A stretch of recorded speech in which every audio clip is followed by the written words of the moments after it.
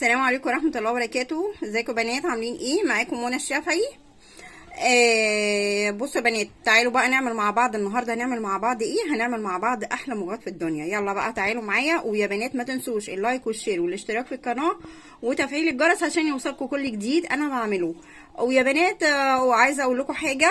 بصوا انا هسيب لكم في اول تعليق قناة منى بنتي. كل اللي بيحبني يخش قناة منى بنتي ويعمل الواجب معاها ويعمل لها اشتراك وكده، وهي برضو هترد الواجب ان شاء الله باذن الله. وهي متفاعله جدا يا بنات. كل حبايبي يخشوا المنة. تعالوا معايا. السلام عليكم ورحمه الله وبركاته. ازيكم يا جماعه؟ عاملين ايه؟ نبدا في البدايه ان اول نصلي على الرسول عليه افضل الصلاه والسلام. فيديو النهارده بقى حلو قوي. بصي هعمل معاكم بنات المغات. بصوا يا بنات المغات. ده الكيسه دي ده اللي هو المغات. ده المغات ودي الحلوه بتاعت المغات. بصوا يا جماعه انا جايباهم من بورسعيد. يعني وصلت واحده صاحبتي جارتي يعني. قلت لها عايزه مغات. فقالت لي ايه طيب ماشي. كانت هي بتسافر بورسعيد وبصراحه المغات بتاع بورسعيد مميز بجد. يعني حاجه حلوه قوي. يعني لو هنا احنا عندنا يعني اللي قريب من بورسعيد بيروح يجيب. انا يعني اول بيبي ليا حماتي بعتت جابته لي برده من بورسعيد وعملناه. ودلوقتي مش عشان ما عندناش حاله ولاده ولا اي حاجه، الحمد لله كده تمام. المهم يا بنات ده اصلا كله فيتامين وكله كالسيوم. المغات ده حلو جدا للعظم وحلو للاولاد ومفيد جدا. المهم يا بنات بصوا الكيسين دول ب 100 جنيه. انا هقول لكم الاسعار عشان تكونوا ايه برضو عارفين الاسعار. يعني بيديك الحلبه لوحديها نص كيلو الاتنين نص كيلو. المغات انا بصراحه يعني كنت فاكره ان الاصفر ده هو المغات. قالوا لي لا ده الابيض ده هو المغات والاصفر ده الحلبه بتاعت المغات. تمام. ومعانا سمسم هنحط طبعا على المغات واحنا بنحمصه، وهنحطه كمان وهو ايه واحنا بنزين. جايبه بقى للتزيين ايه يا بنات؟ بصوا ده لوز انا جبت ب10 جنيه. انا صريحه معاكم يعني. وكمان جبت ب5 جنيه بتاع ده اسمه السوداني محمص. برضو السوداني محمص. واللوز هو كمان محمص. وكمان شويه ما شاء الله بتاع جوز الهند دي اجيب 10 جنيه.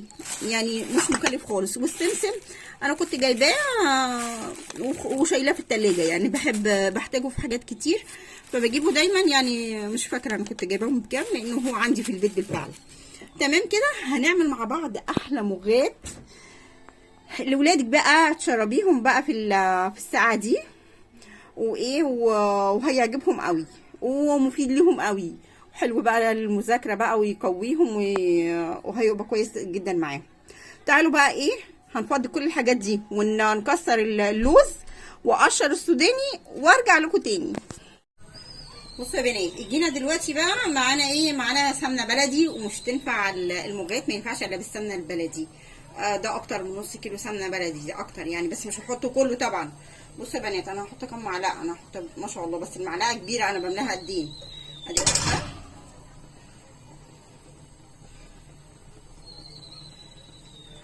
ادي التانيه. التالته.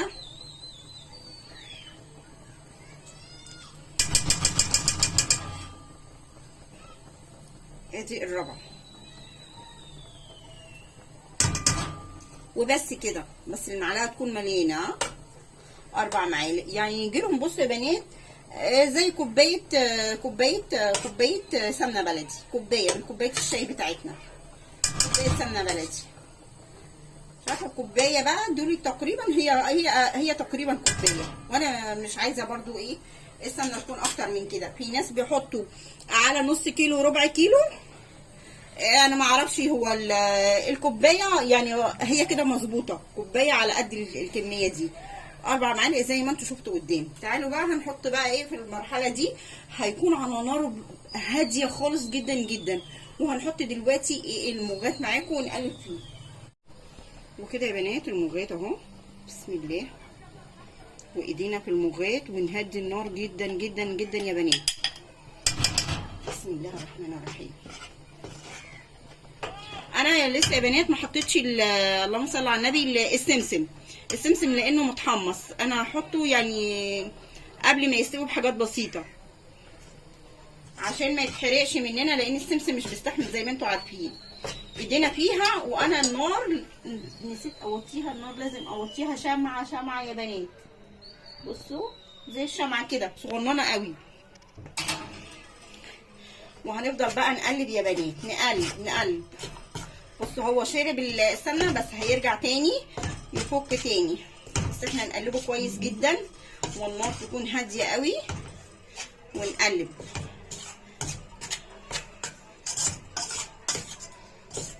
ايديكوا يا بنات ما تسيبش الحله خالص.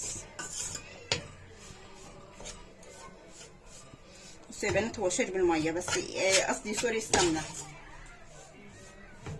هنسيبه لما السمنه دي تفك تاني، هتفك تاني يعني.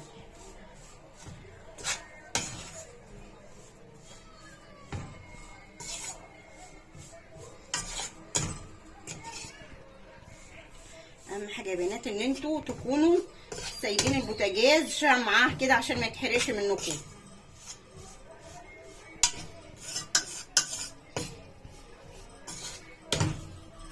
انا كده ايدي اللي جايه مش الحاجه اللي قدامي.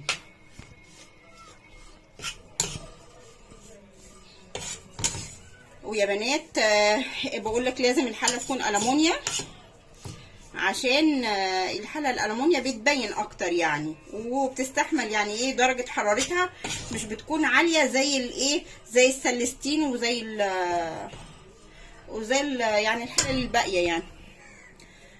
لانها الحله الألمونيا ملهاش من تحت كعب عالي يعني، مش سميكه من تحت زي اللهم صل على النبي زي الحله السلستين. لان الحله السلستين بتحتفظ بدرجه الحراره وايه وبتحرق الحاجه بسرعه.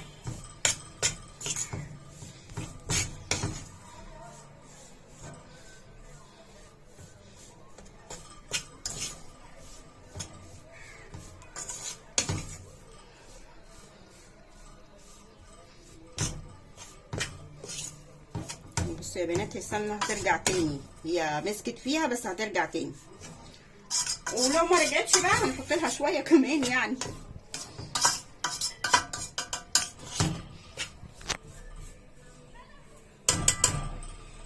طول ما انتوا واقفين تقلبوا، خليكم معايا.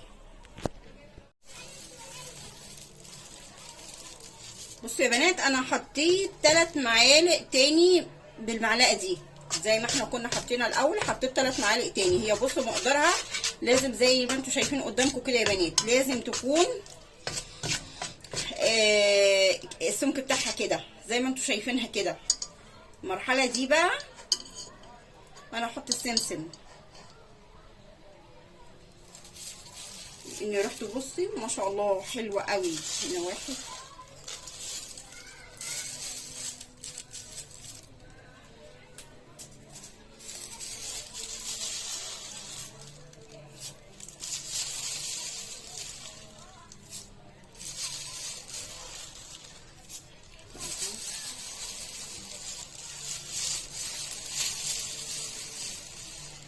ادي 5 معالق. هنحط تاني، هنحط سمسم تاني. بصوا السمسم لازم انا حطيت 5 معالق.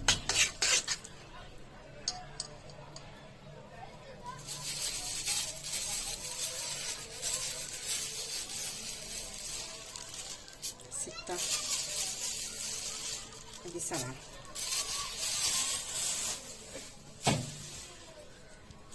ونقلب، احنا موطيين برضو لسه عليها.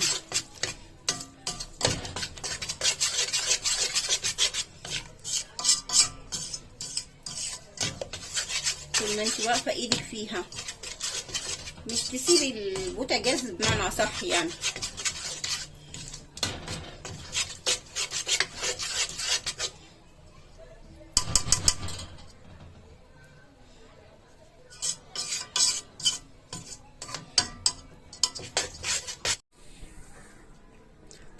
معلقتين هنا سمنه اللهم صل على النبي. انا موطيه برضو عليها لان لقيت السمنه، انا حطيت سمنه بلدي برضو بس لقيتها ايه مره واحده كده ايه دخنت، فانا وطيت خالص خالص. وبعد كده هجيب بقى ده هو بصوا متحمص، بس انا هديله تشويحه كده ايه عشان يدي قرمشه حلوه. جوز الهند على اللهم صل على النبي، على اللوز، على ايه، على السوداني، تشويحه كده يا بنات مع بعض كده يدي قرمشه حلوه كده في الحاجه، تبقى حلوه قوي. وايدنا برضو بصوا يا بنات، وايدنا في الناحيه التانيه، في الناحيه دي وفي الناحيه دي. انا موطيه خالص على الناحيه دي وموطيه خالص على الناحيه دي، وهنا برضو انا موطيه برضو خالص خالص خالص. بس انا هجيب شويه جوز الهند كمان، لان شويه جوز الهند قليله هنا بتهيألي، مش بتهيألي، لا هي قليله فعلا. ده هنحمص بقى الحبه دولي كده، وبعد كده هنصفي الزيت منها. ماشي، خليكم معايا. بصوا يا بنات كده المكسرات زي ما انتم شايفين كده اتحمصت وبقت لونها حلو ذهبي كده، وكمان الحاجه كمان اللوز، وكمان البتاع ده السوداني كده كله تمام. انا طفيت دلوقتي عليه وهروح اصفي الزيت ده، سوري السمنه البلدي اللي على الحاجات دي المكسرات، عشان ما تقلبش المعده يعني، او تعوم النفس كده يعني زي ما بيقولوا كده. وتعالوا هنا كمان بصوا يا بنات، هنا بصوا عماله تبقبق ازاي ما شاء الله عليها كده، بقى لها فتره. والريحه بقى ما اقولكيش، انتوا تعرفوا التحميص على فكره من الريحه، بقى ريحه التحميص الحاجه الريحه بتبقى طالعه لان هي الحاجه دي اتحمصت. بصوا كمان انا في شيف اسمه عمرو ابو الخير على قناه وصفه، شفت منه الوصفه دي، قالوا بقى عشان تعرفي بقى ان هي استوت تعرفيها ازاي بقى. هي بصوا بتبقبق بقى يعني بقى لها شويه. هنجيب معلقه، هنحط كده في المعلقه، نعملها كده، المعلقه ما تكونش سخنه، هاتوا معلقه ثانيه يعني المعلقه ما تكونش سخنه عشان مش تعملوا زي وتتلسعوا. اوكي، ونعمل كده بدلها فضلت ثابته كده ما نزلتش ولا دي جت على دي، يبقى كده استوت.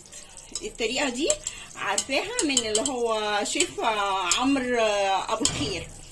تمام يا بنات، يعني هي كده استوت وبقت تمام، وكمان حاجتها استوت. تعالوا بقى هنعمل كوبايه حلوه قوي، نعمل كوبايه مغات حلوه قوي. تعالوا معايا. بصوا يا بنات، صفينا دي سمنه اهي، نزلت كلها السمنه البلدي منها زي ما انتم شايفين. ده الجرنيه بتاعت التزيين. وكمان طول ما انتوا واقفين بقى يا بنات عشان ما تتحرقش منكم، لما تحسوا ان هي خلاص دخلت ايه ودخلت ان هي تبرد خلاص، انا طافيه عليها بس عشان ايه مش السخونيه اللي تحت تخليها ايه تتلسع يعني. طول ما انتوا واقفين شويه اعملوا اي حاجه وارجعوا شويه قلبوا كده تمام. وبعد كده يعني بصوا انا هعمل لكم قدامكم دلوقتي منها مغات وهشيله بقى بعد كده. بصوا بنحطه في علب بنحتفظ بيه، بنحطه في علب وبنشيله في الفريزر تمام، تحتفظي بيه من السنه للسنه. اي حد بقى مش شرط يا جماعه والله، حد والد يعني حلوه، هو فيها كالسيوم حلوه قوي وحلوه جميله للعظم جدا.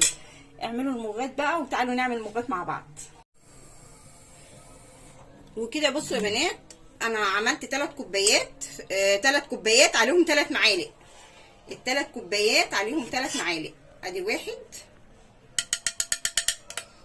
ادي الثانيه،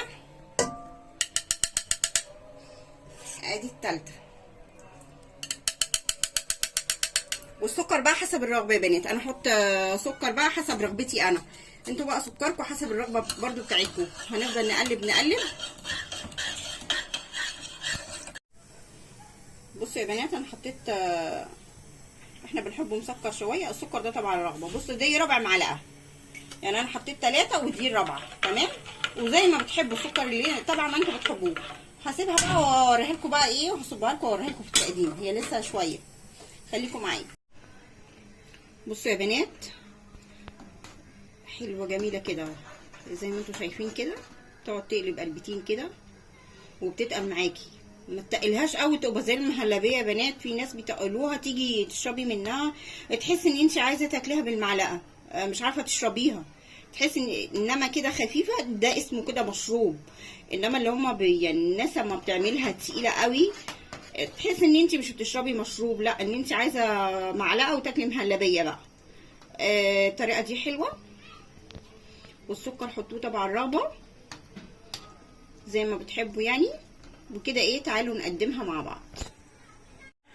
وكده عملنا احلى مغاد زي ما انتم شايفين كده يا بنات. يا رب يعجبكم. ان شاء الله باذن الله يعجبكم. اعملوه بالطريقه دي بجد بجد طلع روعه قوي. والف هنا عليكم يا رب. وشكرا ليكم ومع السلامه. باي باي.